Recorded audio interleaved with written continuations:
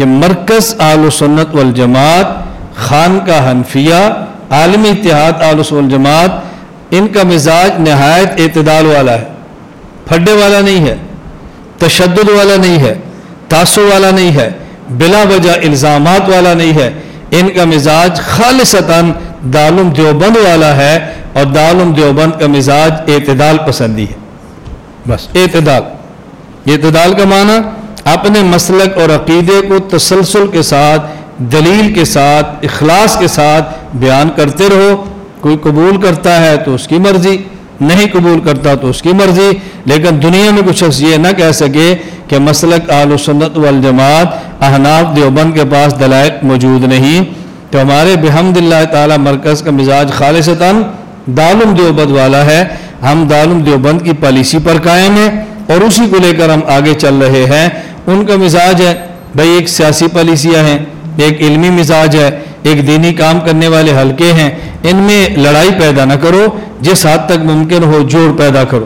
اور ہمارے دارالعلوم دیوبند کا مزاج ہے کہ آپ شریعت پر عمل بھی کرو، شریعت کو بیان بھی کرو، احکام شریعت امت کو سمجھاؤ بھی، لیکن اپنے ملک کے قانون کو مت توڑو، قانون سے مت ٹکراؤ، قانون کے دائرے میں رہ کر کام کرو. جو ان کا مزاج ہے وہی ہمارا مزاج ہے. اور اللہ تعالیٰ کا بڑا احسان ہے. یہ مجھے درمیان میں بات یاد آ گئی جب میں بیٹھا، اس وقت تو میرے ذہن میں نہیں تھا، لیکن میں ویسے عرض کر رہا ہوں کہ اللہ تعالیٰ ہمیں بات سمجھنے کی توفیق عطا فرمائے. اس کا نتیجہ کیا ہے؟ میں نے صبح یہاں طلبہ کو سنایا تھا، تو آپ موجود ہیں، میں آپ کو بھی سنا دیتا ہوں. یہ دیکھیں، دارالعلوم دیوبند سے ایک فتویٰ طلب کیا گیا ہے، امام کے پیچھے سورۃ فاتحہ کا پڑھنا صحیح ہے اگر امام پہلی 2 رکعات میں بآواز بلند قرات کرے، ہم خاموش رہتے ہیں، اور اگلی 2 رکعات میں جب امام صاحب بآواز نہیں پڑھتے ہم تب بھی خاموش رہتے ہیں، کیا ایسا کرنا صحیح ہے؟ جواب: 28 فروری 2018 تازہ جواب دیا. بسم اللہ الرحمن الرحیم. نماز اہل سنت والجماعت 192 صفحات پر مشتمل کتاب ہے. مولانا محمد الیاس گھمن صاحب مدظ اللہ کی تصنیف ہے. اس کا اطمینان سے مطالعہ کریں. اگر حدیث، شروح حدیث اور فقہ و فتاویٰ کو براہ راست دیکھنے کی صلاحیت و استعداد ہو تو مذکورہ بالا کتاب کے حوالوں کی اصل کتابوں سے مراجعت بھی فرما لیں تو بہتر ہوگا. اس کتاب میں قرآن کریم اور حدیث شریف کی روشنی میں نماز اور اس کے دلائل سے سیر حاصل بحث ہے.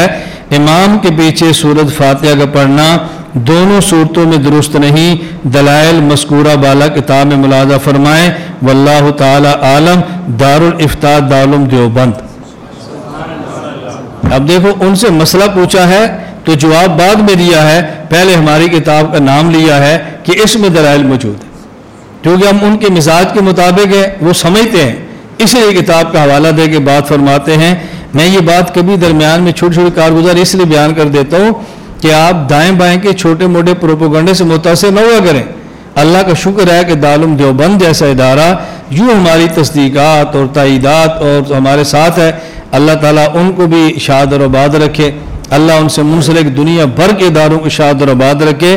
اللہ تعالیٰ ہم سب کو اعتدال کے ساتھ دین کی خدمت کرنے کی توفیق عطا فرمائے. لا الہ الا اللہ، لا الہ الا اللہ، لا الہ الا اللہ، ما لنا رب سوا.